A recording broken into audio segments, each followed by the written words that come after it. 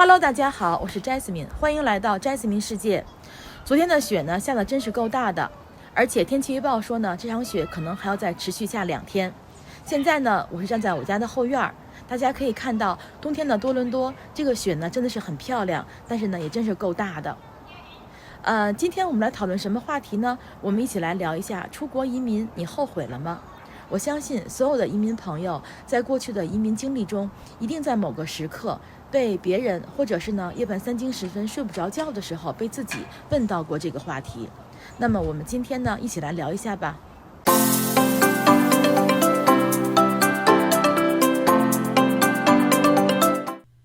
首先说明，我今天列出来的4大理由，是我过去这些年里看到的，从身边的朋友和熟人的故事当中总结出来的，可能呢并不全面。如果看视频的你还听说过什么其他的理由，欢迎留言分享给大家。为了后面的分析，我们得先介绍一下移民的2大来源。不同来源的移民，他们各自的后悔理由都不太一样。第一种，这些移民朋友呢，首先是作为留学生过来的，无论是中学还是大学时代，先过来留学，毕业后拿到工签，然后申请移民成功的。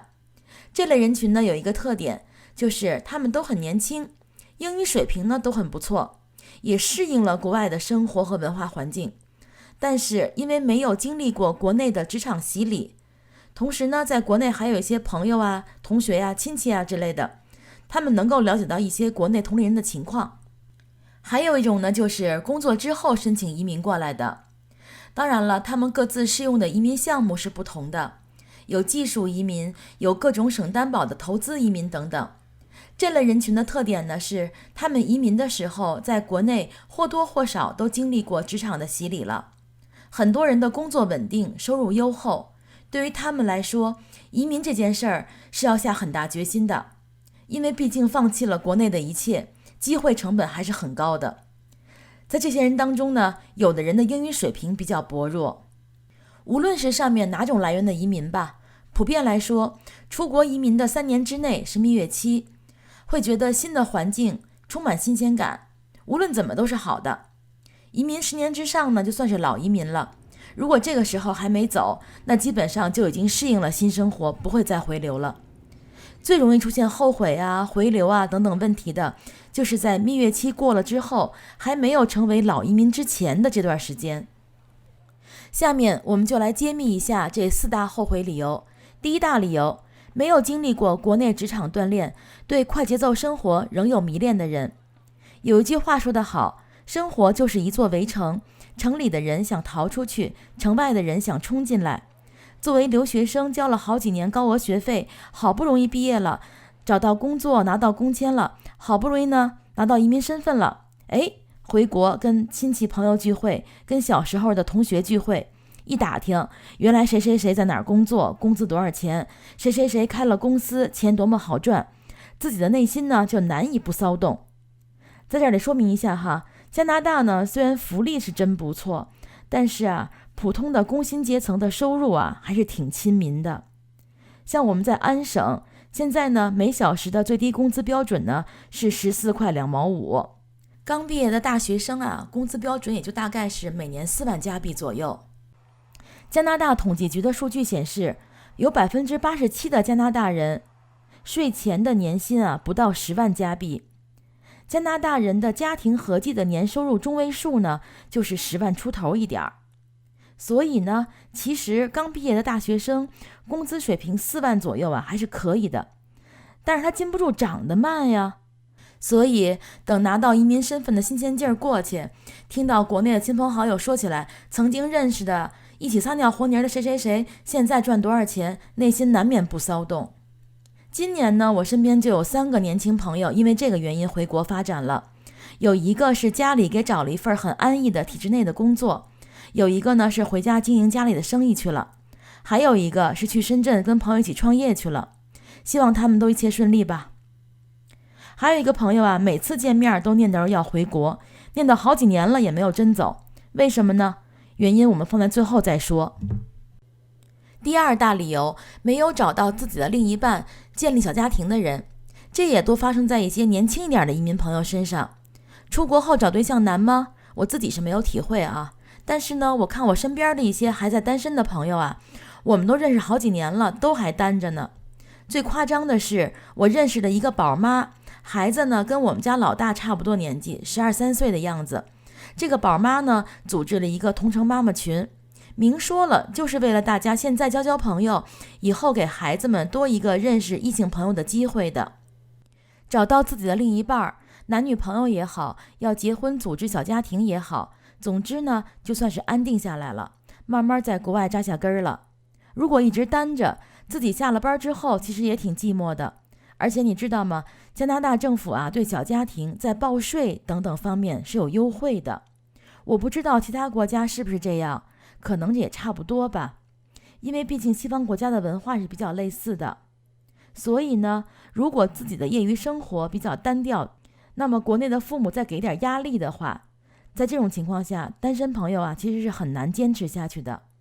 特别是如果再看到国内的朋友生活是多么的丰富多彩，多么的赚大钱等等，很难不引起自己的内心骚动，萌生后悔移民的想法。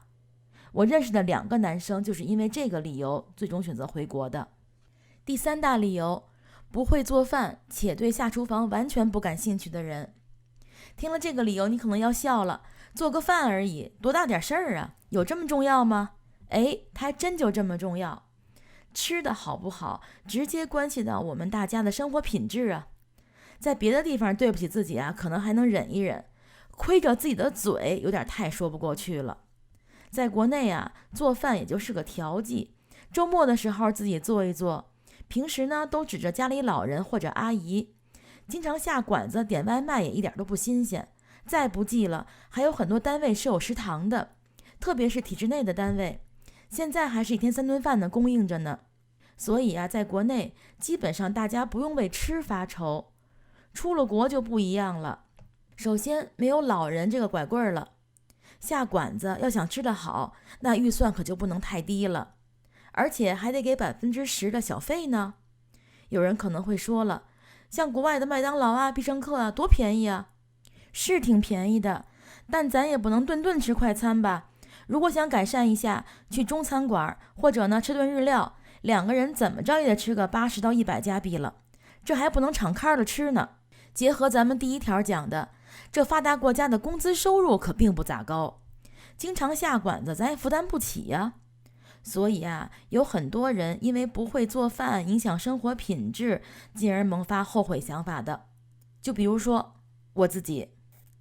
我出国前是从来不下厨房的，出国之后头3年呢，蜜月期，老人也差不多是每年过来待个半年，所以体会还不深。后来啊，过了蜜月期，老人年纪也大了，特别是今年因为疫情，我们一家没有外援，那体会可老深了。我估计我们家是周围这一圈朋友里最不会做饭的一家了。但是这几年被逼无奈，我老公也解锁了好几样硬菜了，像什么做个烤鸭、烧条鱼、炖个排骨、烧个海参什么的都不在话下。我呢更是进步迅速，从来不进厨房的人，现在几乎天天负担一家4口的晚饭，一桌子有荤有素有汤，周末给孩子包个饺子、包个馄饨什么的不在话下。可是不知道看视频的朋友有没有跟我一样的啊？我自己做完饭啊，一点吃的欲望都没有了，累残了。总结一点就是，因为没有厨艺萌生后悔的人呀，是一抓一大把。但是真的为了这个理由回流的，我目前还没有碰见。第4大后悔理由，子女渐渐独立，自己呢又没有本地朋友圈子的人。有好多年纪大一点的移民啊，都是因为这个原因最终选择回国的。其实也挺好理解的，他们本来移民的时候呢年纪就不轻了，很多人的英语水平也不太好。出国之后，如果自己在这边找到工作还好一些，慢慢的英语水平也能够提高一点，也能够有一些本地的生活圈子和朋友圈子。但是我认识的好多移民朋友，他们本身呢就是做各种省提名项目投资移民出来的，移民的时候啊大概已经是40多岁的年纪了。他们过来的时候，要么就是带够了身家过来的，要么呢就是在国内还有其他的赚钱途径。总之呢，在移民之后，在当地是不工作的。那他们的子女在慢慢的进入到大学之后，有些朋友就觉得孩子们独立了，自己的作用呢也就不那么重要了。等到孩子再大一点，开始工作，开始有了自己独立的生活之后，父母的存在感呢就更弱了。在当地如果没有一个自己的朋友圈子，就确实挺寂寞的。这些移民朋友呢就比较容易萌生回国的想法，也倒不是后悔，所以呢可能我把它放在这儿呢有点不准确。他们就是觉得自己的任务完成了，可以回国了。最后我们总结一下，因为呢除了下厨房这一点可能只是内心萌生厌烦啊后悔的情绪，但并不会真的走掉之外，其他的3个理由真的会让移民朋友后悔并且真的回国。那可能就有朋友问了，那哪些人是最死心塌地不后悔不回流呢？我这么多年观察下来呀，只有一种人，那就是30-40岁拖家带口来到这儿的这一波移民朋友。为什么他们最稳定呢？因为他们普遍经历过国内过去20年的高速发展期，在国内财富积累呢也都比较多了，同时呢也被国内职场和快节奏的都市生活搓揉过，可能还会对赚钱有想法，但普遍已经不会迷恋国内那种生活方式了。而且呢，因为他们拖家带口，2口子在一起，心里也比较安定。最关键的一点是孩子普遍喜欢出国后的生活，他们也适应了国外的教育方式，在学校里呢被老师各种花式夸奖夸习惯了，所以孩子喜欢是压倒一切的决定性意见。为了主子们，移民朋友们练练厨艺又有什么不行的呢？所以呢，我们再揭秘一下，刚刚我们在第1点里面提到过，我有一个朋友这么多年来一直念叨着说要回国，为啥最后没有走成？也是因为孩子。